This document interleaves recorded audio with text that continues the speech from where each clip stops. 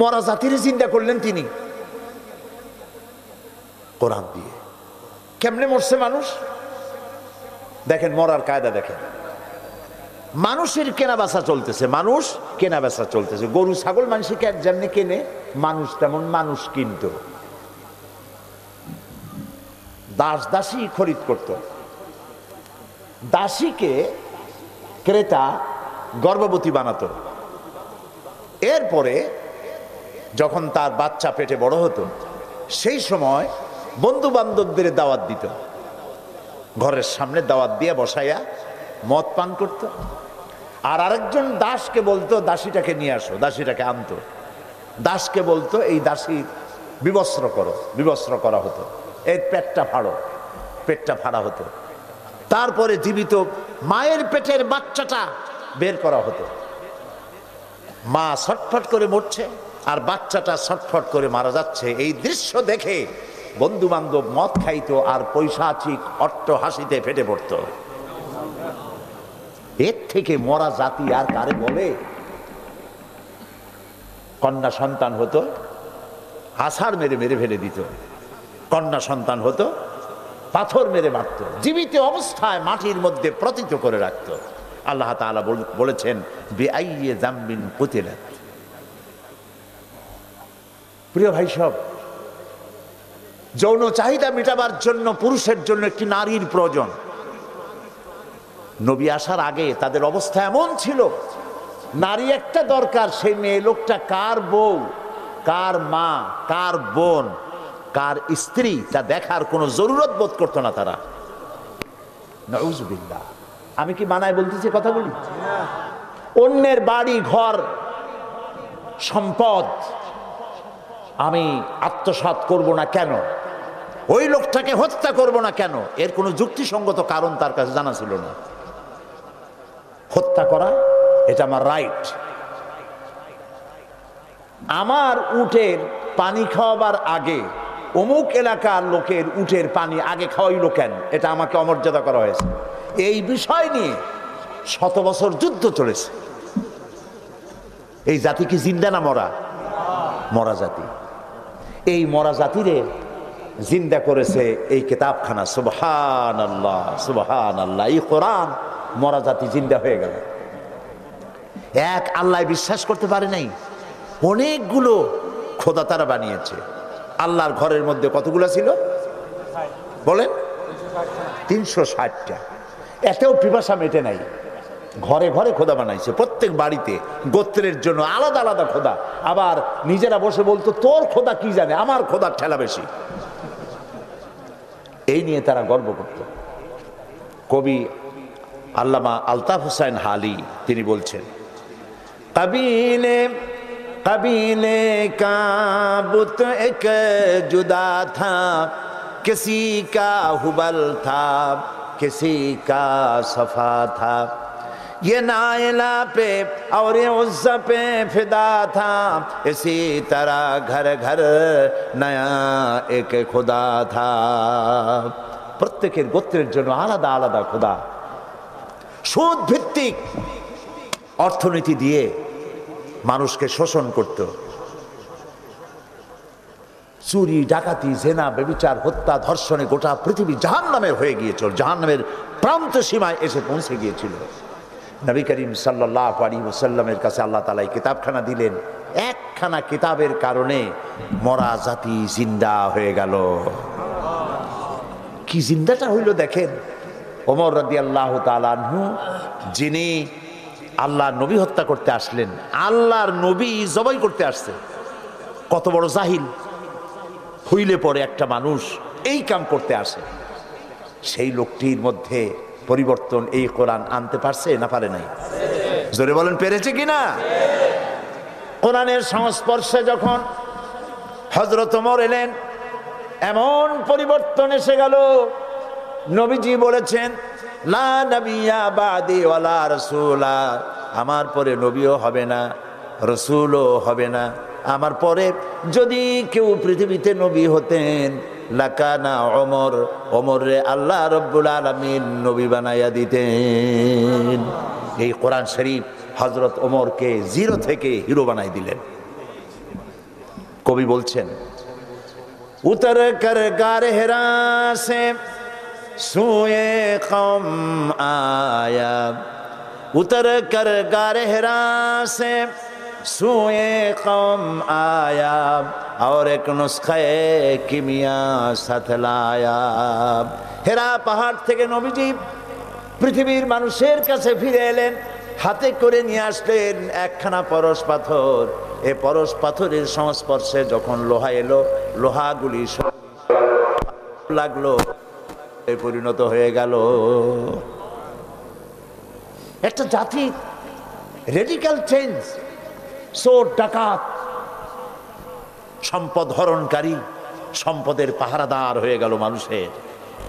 সুদ দিয়ে রক্ত শোষণ করত যারা, তাদের সঞ্চিত সম্পদ অবারিত উন্মুক্ত হাত দিয়ে গোটা মানবতার সেবায় আল্লাহর হস্তে দান করে দিতে লাগলেন। কি পরিবর্তন! যারা ছিলেন নারীর সতীত্বের জম, তারা হয়ে গেলেন নারীর সতীত্বের পাহারাদার। সুবহানাল্লাহ বলবেন না? এই জন্য কোরআনে কারীম যে মিশন নিয়ে এসেছিল, সেই মিশনের সাথে আমরা পরিচিত খুব কম লোক। বেশি লোক এর সাথে পরিচিত হইতে বলে। কোরআনের সাথে হয়েছে তাবিজ দিয়ে পরিচিত হয়েছে। তাবিজের জন্যই কোরআনের কাছে লোকেরা বেশি বেশি যায়। বিশ্বাস করুন, কোরআন তাবিজ কোরআন তাবিজের জন্য কোরআন নাজিল হয় নাই।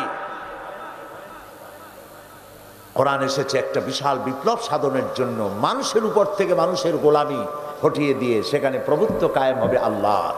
প্রভুত্ব হবে কার? আল্লাহ। এই জন্য আল্লাহ তাআলা বলছেন, হুয়াল্লাযী আরসালা রাসূলাহু বিল হুদা ওয়া দীনিল হক লিইয়ুযহিরাহু আলাদ-দীনি কুল্লিহি ওয়া কাফা বিল্লাহি শাহীদা। আল্লাহ তাআলা হচ্ছেন যিনি তার রাসূলকে দ্বীনে হক বিধান সহকারে তিনি প্রেরণ করেছেন পৃথিবীর বুকে। লিইয়ুযহিরাহু আলাদ-দীন, তিনি মানব রচিত সমস্ত মতবাদের উপরে ইসলামকে বিজয়ী করে দেন। এই জন্য রসুলকে পাঠানো হয়েছিল। কোরআন কারো অনুগ্রহের পাত্র হয়ে থাকবে না। কোরআন চালাবে দেশ। দেশ চালাবে কে? কোরআন দিয়ে দেশ চলবে। কোরআন মসজিদের মধ্যে, মাদ্রাসা এবং খানকার মধ্যে সীমাবদ্ধ থাকবে না। কোরআন প্রতিষ্ঠিত হবে, কোরআন দিয়ে দেশ শাসিত হবে। আর কোরআন দিয়ে যদি দেশ শাসিত হয়, তাহলেই দেশে শান্তি, স্বস্তি, স্থিতিশীলতা ফিরে আসতে পারে। আপনারা কি বিশ্বাস করেন? প্রিয় ভাই সব, এই জন্য আল্লাহ রাব্বুল আলামিন বলেন, ওয়া আলাল্লাহি কাসদুস সাবিলি ওয়া মিনহা জাইরুন ওয়ালাউ শাআ লাহাদাকুম আজমাইন। ওয়া আলাল্লাহি কাসদুস সাবিল, সোজা রাস্তা বলে দেওয়ার দায়িত্ব আমার। কার? সবাই বলেন, সোজা রাস্তা বলে দেওয়ার দায়িত্ব কার? আল্লাহ বলছেন, যেখানে অসংখ্য বাঁকা পথ, সেখানে সোজা রাস্তা বলে দেব আমি। সুবহানাল্লাহ। মানুষের প্রতি তার কত দয়া, কত রহম তার। সোজা রাস্তা আমি বলে দেব। পৃথিবীতে তো পড়ে গেছো, জান্নাতে ফিরে যেতে হবে। সেই জন্য অনেক রাস্তা তৈরি হবে। সকল রাস্তাই ঠিক না, একটাই ঠিক। অঙ্ক পরীক্ষা যখন ছেলেরা দেয়, তখন যারা ভুল করে তাদের ভুল হয় নানান রকম, আর যারা ঠিক করে তাদেরটা হয় একরকম। এটা ঠিক কিনা? এটা ঠিক কিনা? কাজে অসংখ্য বাঁকা পথ আছে, সব পথ ঠিক নয়। সোজা মাত্র একটা, সোজা মাত্র একটা। এবং একথাও দৃষ্টান্ত স্বরূপ বলা যায়, জ্যামিতির সূত্র দিয়ে এক বিন্দু থেকে আর এক বিন্দুর জন্য সরল রেখা কয়টা? বাকি যেগুলো দেবে সেগুলো কি সোজা অবস্থায় যাবে? যাবে না। কিয়ামতের আগেও যাবে না, খালি বেঁকা হবে। যত দিবেন তত বেঁকা হবে, হবে মাত্র একটা। সেই সোজা রাস্তাটা আল্লাহ বলছেন আমি সেই সোজা রাস্তাটা দেখাবো। সুবহানাল্লাহ। ওয়া আলাল্লাহি কাসদুস সাবিল, সোজা রাস্তা বলে দেওয়ার দায়িত্ব আমার, যেখানে রয়েছে অসংখ্য বাঁকা পথ। আল্লাহ রাব্বুল আলামিন সূরা ইব্রাহিমের মধ্যে বলেছেন, আলিফ লাম রা কিতাবুন আনজালনাহু ইলাইকা লিতুখরিজান নাসা মিনাজ যুলুমাতি ইলান নূর। সুবহানাল্লাহ। আলিফ লাম রা। প্রিয় ভাই সব, এরকম একখানা কিতাব যে জাতির কাছে আছে, সেই জাতিকে বুশে মারবে, তাকে বিশ্বাস করা যায়? বিশ্বাস করা যায়? সেই জাতি মানুষের, অমুসলিমদের, খ্রিস্টান, মুরতাদ, ইহুদি, নাসারা, তাদের লাঠি গুতা খাবে, এটাকে বিশ্বাস করা যায়? এরকম একখানা কিতাব যে জাতির কাছে থাকবে, সে তো সৌভাগ্যবান জাতি। আর আমরা আজকে সৌভাগ্যবান না হতভাগ্য? কোনটা বলেন? আল্লাহ কি বলছে? আল্লাহ রাব্বুল আলামিন বলেন, তাহা মা আনজালনা আলাইকাল কুরআনা লিতাশকা। নবী হে, কোরআন তো আমি এই জন্য নাজিল করি নাই যে আপনি হতভাগ্য হয়ে যাবেন। আমরা তো হতভাগ্য হয়ে গেছি। কোরআনের কারণে হতভাগ্য হই নাই, কোরআন থেকে আমার সম্পর্ক শিথিল হওয়ার কারণে আমি হতভাগ্য হয়েছি। আল্লামা ইকবালের এই শের কে না জানেন? ও জামানা মে মুআজ্জাজ থে মুসলমান হো কর और तुम खार बने हो तारिके कुरआन होकर। সে যুগে তো কোরআনকে বুঝে আমরা মর্যাদা সম্পন্ন হয়েছিলাম। কোরআন বুঝছি, কোরআন আমল করেছিলাম বলে একটা খেজুর 4 জনে খাইয়া, 1 গ্লাস পানি 50 জনে খেয়ে রোম, শাম, পারস্য বিজয় করে দুনিয়া অর্ধেকটা পৃথিবী মুসলমানেরা পায়ের তলে এনেছিল। আর আজ পেট ভরে বিরিয়ানি খায়, বিরিয়ানি, পোলাও, কোরমা খাইয়া পেট তরমুজ, ফুটবল খালি লাথি খায়, বুসে লাই খায়, ওদিক দিয়ে ব্লেয়ার লাথি খায়, ওদিক দিয়ে শ্যারন লাথি খায়, খালি লাথি আর লাথি। তাও কয় ঠিক? নাউযুবিল্লাহ। কোরআন যাদের কাছে আসবে তারা লাথি খাবে, মার খাবে। তাহলে বোঝা যাচ্ছে আমরা সেই মুসলমান না যেই মুসলমান বানাবার জন্য আল্লাহ রাসূল এসেছিলেন, যেই মুসলমান বানাবার জন্য কোরআন নাজিল হয়েছিল, আমরা সেই মুসলমান না। আজকে বলতে তার লজ্জা নাই, শরম নাই। সত্যিকার অর্থে রাসূল যে মুসলমান বানাইছিলেন, আমি তো মাঝে মধ্যে কথা বলি, আফসোস করে বলি, মরা মানুষ জিন্দা হওয়ার কোন সুন্নত যদি থাকতো, আর একজন সাহাবী যদি আজ জিন্দা হতে পারতেন, আর আমাদের অবস্থা যদি দেখতেন, চিৎকার দিয়ে বলতেন আল্লাহর কসম, রাসূলুল্লাহ দান মোবারক শহীদ করে সাহাবায়ে কেরাম জীবন দিয়ে যে মুসলমান তৈরি করে গিয়েছিলেন, আল্লাহর কসম এইগুলা সেই মুসলমান না। আজকে আমরা মুসলমান দাবি করি, আমরা মুসলমান।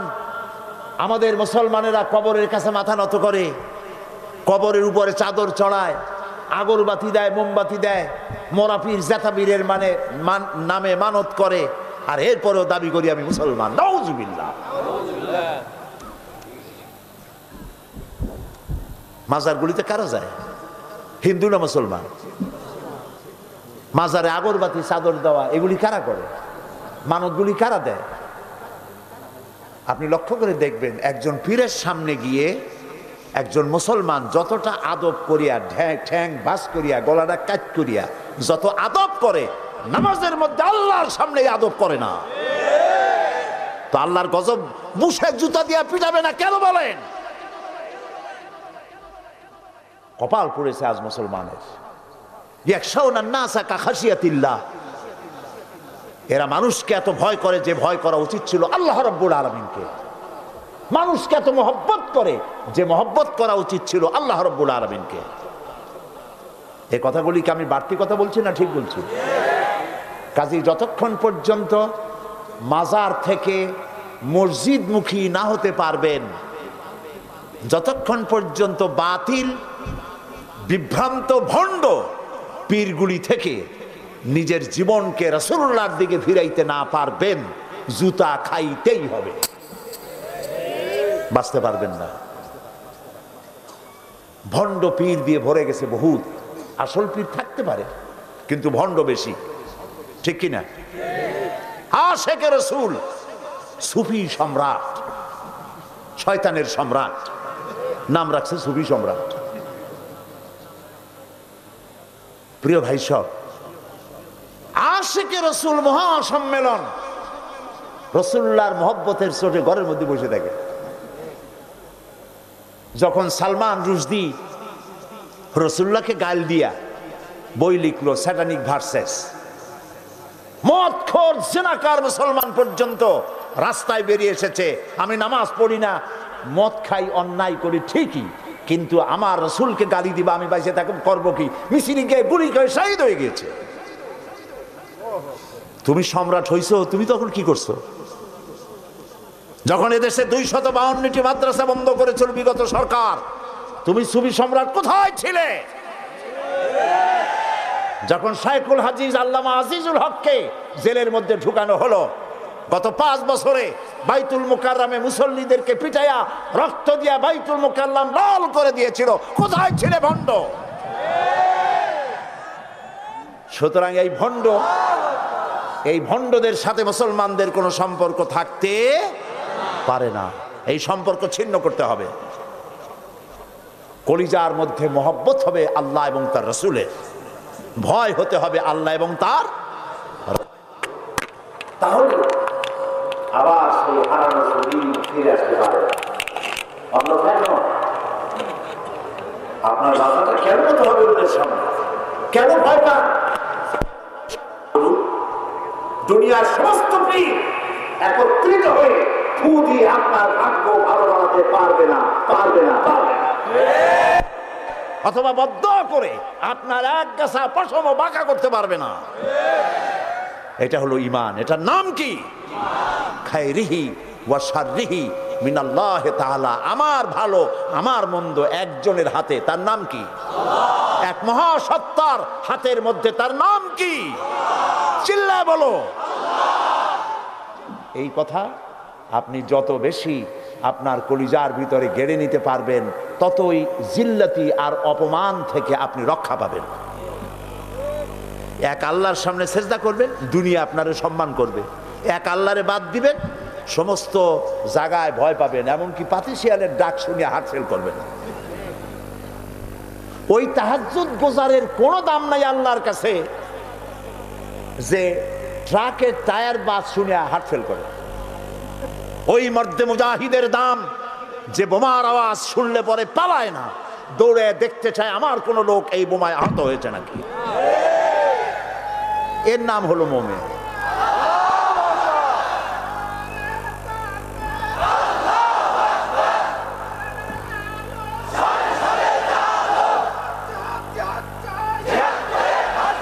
প্রিয় ভাই সব, সুতরাং আমরা যদি জিল্লাতির হাত থেকে বাঁচতে চাই, মাথা উঁচু করতে হবে, নত হবে কেবলমাত্র কার সামনে? বলেন জোরে, আল্লাহর সামনে, কারো সামনে। আপনারা পীর দেখলেই কদমুচি করেন কম দুঃখে, ওনরাও ঠ্যাং খান বাড়াইতে হয় যাতে লোকেরা কদমুচি করতে পারে। হাদিস দিয়ে প্রমাণ করুন। কোন হাদিস দিয়ে প্রমাণ করবেন যে কদমুচি করতে হবে? এটা যদি হাদিস থেকে প্রমাণিত হতো, রাসূলুল্লাহর কদম মোবারক সাহাবীরা হাত দিয়া স্পর্শ না করে জিহ্বা দিয়া চাটতেন। তারা রাসূলের চাইতে বেশি মহব্বত করতে পারবেন, সাহাবীদের চাইতে বেশি মহব্বত করতে পারবেন রাসূলকে।